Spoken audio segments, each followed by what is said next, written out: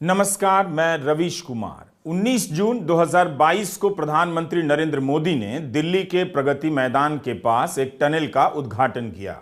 उद्घाटन के समय प्रधानमंत्री ने इस पाताल पुल को लेकर जमकर तारीफों के पुल बांधे, मगर अब उस पाताल पुल में कई तरह की खराबियां सामने आ गई हैं। कई जगहों से दरकने की खबर है और इससे पानी लीक हो जाता है।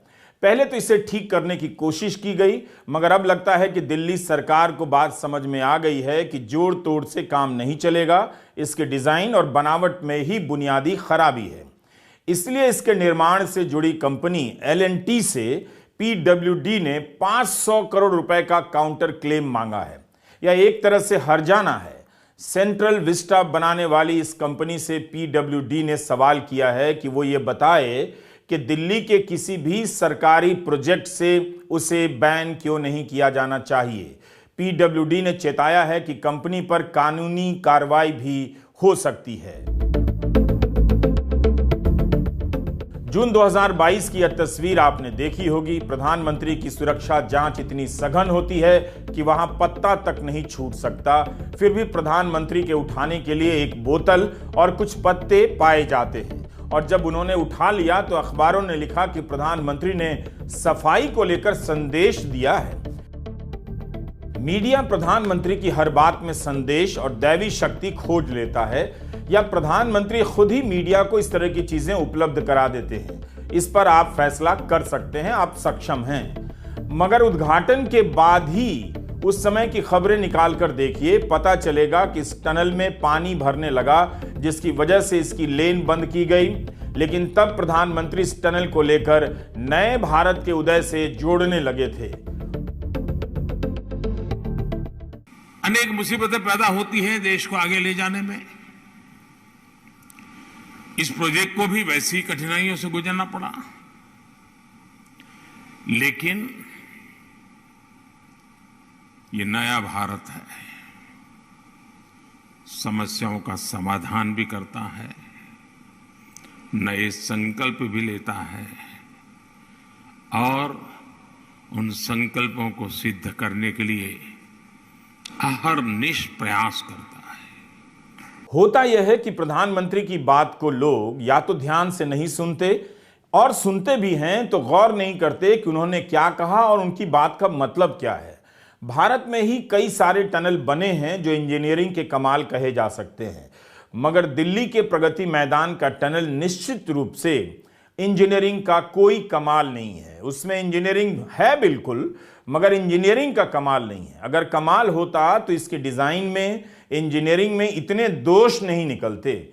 एक साधारण टनल को प्रधानमंत्री ने इवेंट के जरिए विशेष प्रोडक्ट के रूप में बदल दिया, मगर अब उसकी पोल सबके सामने खुल रही है।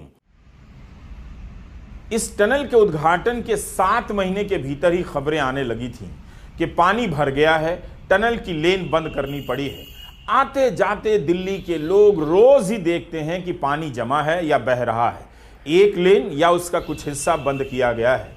मगर लोगों ने भी अब बोलना बंद कर दिया है। उन्हें 20 साल पहले का दिखाई देता है, मगर 2 साल पहले बने इस टनल का हाल नहीं दिखता। इसके जरिए क्या क्या सपने दिखाए गए।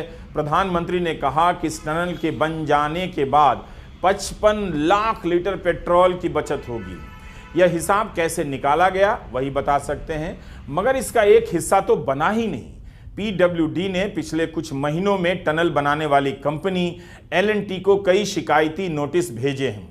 इनमें बताया गया है कि टनल में पानी की लीकेज है, पानी की निकासी सुचारू रूप से नहीं हो रही है, सीमेंट और कंक्रीट में बड़ी बड़ी दरारें हैं, कई जगह पर साफ सफाई नहीं है, नाली नहीं बनी है। PWD ने कहा है कि सबसे बड़ी समस्या है टनल में कई जगहों पर पानी का जमाव। मॉनसून के दिनों में पूरी टनल ही बंद करनी पड़ी थी, जिसके कारण नई दिल्ली में ट्रैफिक और भी बढ़ गया, जाम हो गया। यह हम नहीं कह रहे हैं, PWD ने अपने नोटिस में L&T को कहा है। भैरव मार्ग अंडरपास के बारे में PWD ने कहा है कि इसमें डिजाइन और तकनीक संबंधी गंभीर अड़चने हैं। PWD ने लिखा है कि सरकार L&T द्वारा बनाए गए प्रोजेक्ट का नुकसान उठा रही है और इससे गुजरने वाले यात्रियों को जान का खतरा है। PWD ने कहा है कि 2 महीने से इस मसले पर कोई ध्यान नहीं दिया गया और लोगों को होने वाली परेशानी सरकारी लापरवाही समझी जा सकती है।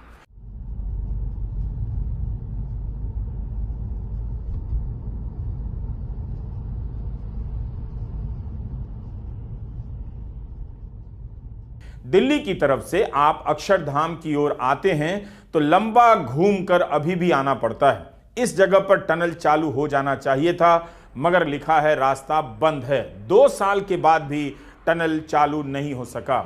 2 साल से यह टनल क्यों नहीं चालू हो सका? तो क्या अब इसके चालू करने के सारे विकल्प समाप्त हो चुके हैं? ये ऐसे ही रहेगा? लिहाजा लोग ITO की तरफ जाते हैं और वहां से यू टर्न का कट मारकर अक्षरधाम की तरफ वाली सड़क पर आते हैं। यह किस तरह से डिजाइन किया गया है कि टनल का काम 2 साल में भी पूरा नहीं हुआ, या फिर जिस तरफ टनल को निकलना है वहां जगह ही नहीं है, रास्ता बंद है? तो क्या डिजाइन करते वक्त इस फॉल्ट का पता नहीं चला? G20 खत्म हो चुका है। प्रगति मैदान का टनल G20 से जुड़े प्रोजेक्ट का हिस्सा था। यह आज तक पूरी तरह चालू नहीं हुआ। इस समय की मीडिया रिपोर्ट में लिखा गया है कि 777 करोड़ रुपए की टनल बनी थी, मगर उद्घाटन के समय की खबरों में 920 करोड़ से अधिक की कीमत लिखी गई थी। सरकारी कमेंट्री में भी यही कहा गया कि 920 करोड़ लगा, लेकिन इंडियन एक्सप्रेस से लेकर अन्य अखबारों में 777 करोड़ रुपए का बजट बताया जा रहा है।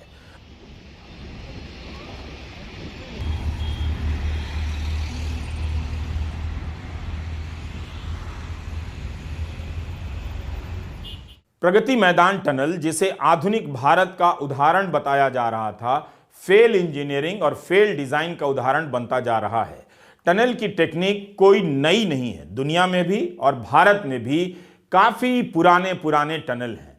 कुछ की उम्र तो कई 100 साल पुरानी बताई जाती है। उत्तरी सागर के नीचे 50 किलोमीटर लंबा यह चैनल टनल है, जो फ्रांस और इंग्लैंड को रेल और सड़क मार्ग से जोड़ता है। 1994 से लोग ट्रेन से इस टनल को पार कर रहे हैं और लंदन, पेरिस जा रहे हैं। उससे तुलना करें तो दिल्ली के प्रगति मैदान का जो टनल है वह किसी विशेष चुनौतियों को पार कर नहीं बना है, यानी किसी पहाड़ को काट कर नहीं, किसी नदी या समुद्र के नीचे नहीं बना है। 1931 में कोलकाता में हुगली नदी के नीचे टनल बना था। तब यह एशिया का पहला अंडर वाटर पास बताया गया। 2021 में हुगली और कोलकाता के बीच नदी के नीचे लंबा टनल बनना शुरू हुआ। लेकिन प्रगति मैदान टनल की क्या चुनौतियां थीं कि इतना खराब बना? G20 के समय इसके सजाने पर लगता है पैसे ज्यादा खर्च कर दिए गए, ताकि लोग सजावट देखकर ही होश खो दें और वीडियो बनाने लग जाएं। मगर भरी दिल्ली के बीच एक टनल रेंग रहा है। 2 साल बाद, उद्घाटन के 2 साल बाद पूरी तरह से चालू नहीं हुआ। मीडिया से लेकर दिल्ली के लोग खामोश हो जाते हैं। हम नहीं जानते कि डिजाइन की सच्चाई क्या है। क्या दबाव डालकर आधा अधूरा तैयार करवाया गया? L&T कोई साधारण कंपनी नहीं है। उसके पास ऐसे कई प्रोजेक्ट करने के विशाल अनुभव हैं। फिर भी प्रगति मैदान के टनल में ऐसा क्या है कि इतनी खराबियां निकल कर आ रही हैं? इसकी जांच होनी चाहिए, मगर जांच का क्या हाल है आप जानते हैं। अगर यही टनल विपक्ष की किसी सरकार ने बनाया होता तो ईडी अभी तक छापे मार रही होती। न्यूयॉर्क से सटे न्यू जर्सी में हजारों भारतीय रहते हैं। वे आए दिन हडसन नदी के नीचे बने टनल का इस्तेमाल करते हैं। 1937 में पहला टनल बन गया था। इस टनल में तो कोई सजावट नहीं की गई, सपाट दीवार है, कोई भित्ति चित्र नहीं है, मगर इससे निकलने के कई आपात द्वार बनाए गए। इसे दिखाने का मकसद सिर्फ इतना है कि टनल का बनना कोई बड़ी घटना नहीं है, लेकिन हर प्रोजेक्ट के उद्घाटन को मार्केटिंग में बदल देना और बढ़ा चढ़ाकर पेश करना कोई प्रधानमंत्री मोदी से सीखे। उस समय प्रगति मैदान के टनल को भारत का नायाब नमूना बता दिया गया। अब जब उसमें तमाम खराबियां निकल कर आ रही हैं, तो प्रधानमंत्री को सामने आना चाहिए और इसकी जवाबदेही लेनी चाहिए।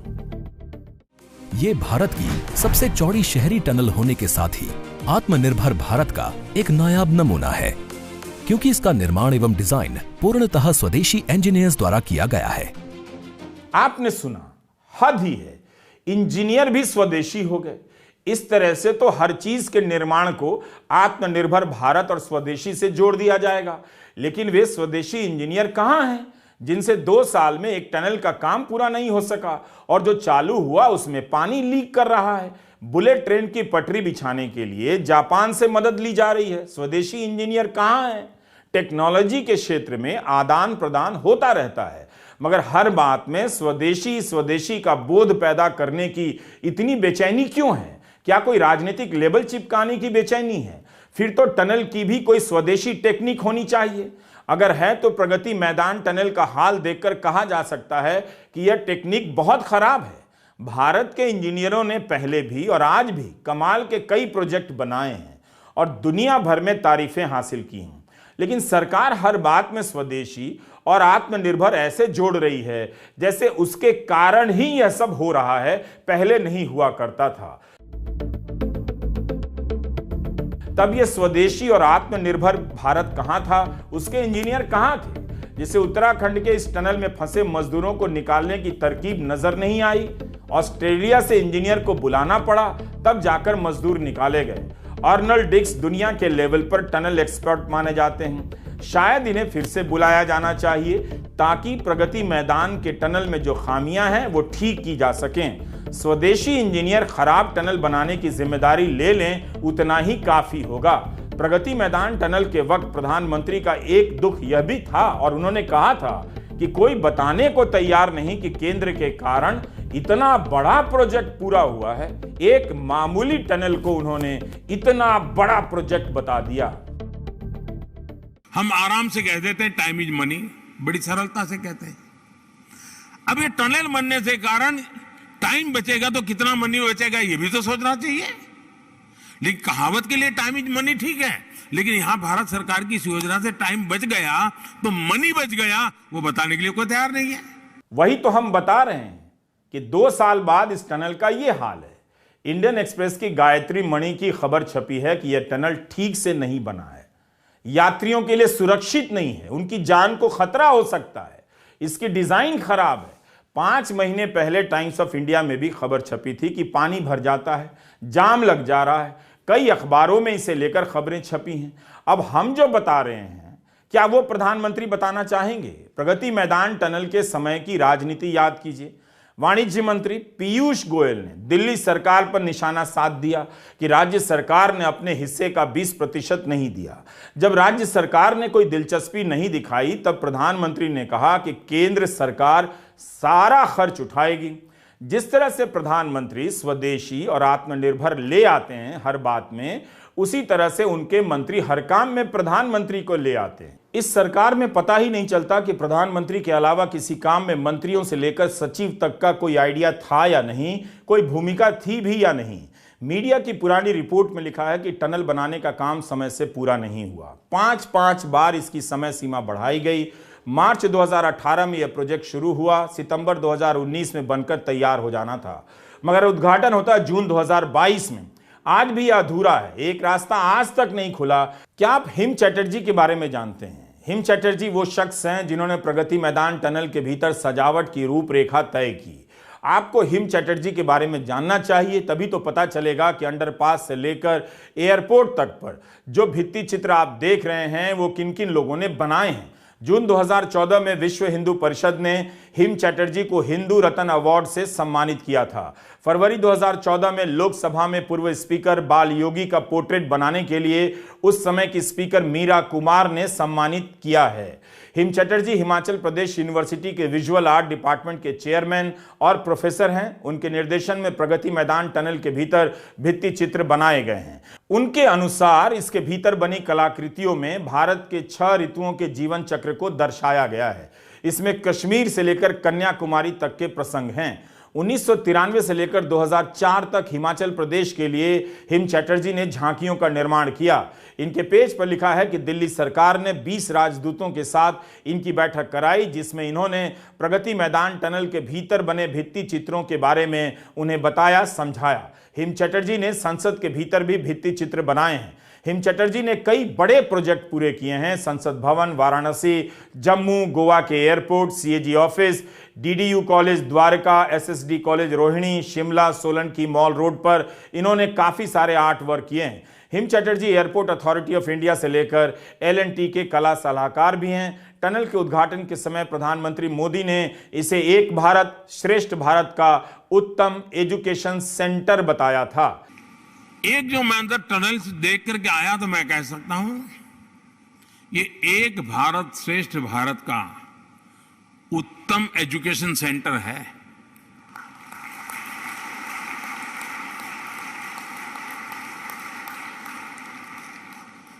मैं नहीं जानता हूं दुनिया में कहां क्या होगा, लेकिन ये देखने के बाद मैं कह सकता हूं शायद टनल के अंदर कहीं पर भी इतनी लंबी आर्ट गैलरी नहीं होगी, इतनी बड़ी लंबी आर्ट गैलरी बन गई है।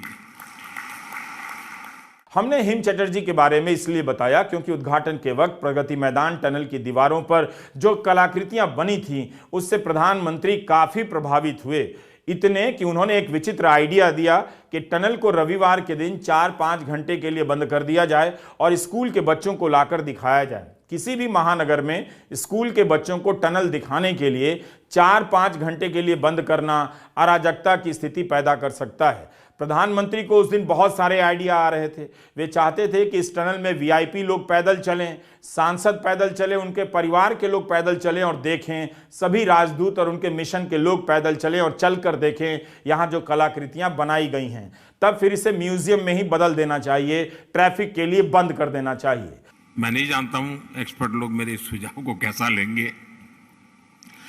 मेरा सुझाव है, वैसे भी संडे को थोड़ा ट्रैफिक कम होता है, क्या संडे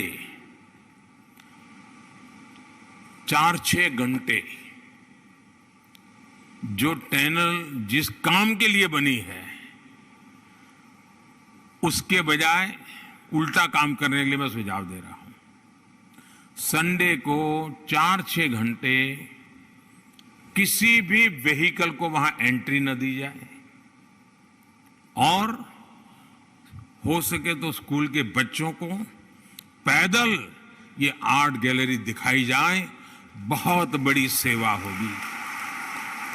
अगर दिखाना ही है तो स्कूली बच्चों की जगह किसी दूसरे वक्त में इंजीनियरिंग और डिजाइन के छात्रों को दिखाना चाहिए, जिससे वे समझ सकें कि 2 साल के बाद भी ये टनल पूरी तरह से चालू नहीं हो सका, एक हिस्सा अभी भी बंद है और दूसरे हिस्से में डिजाइन को लेकर कई तरह की समस्याएं हैं।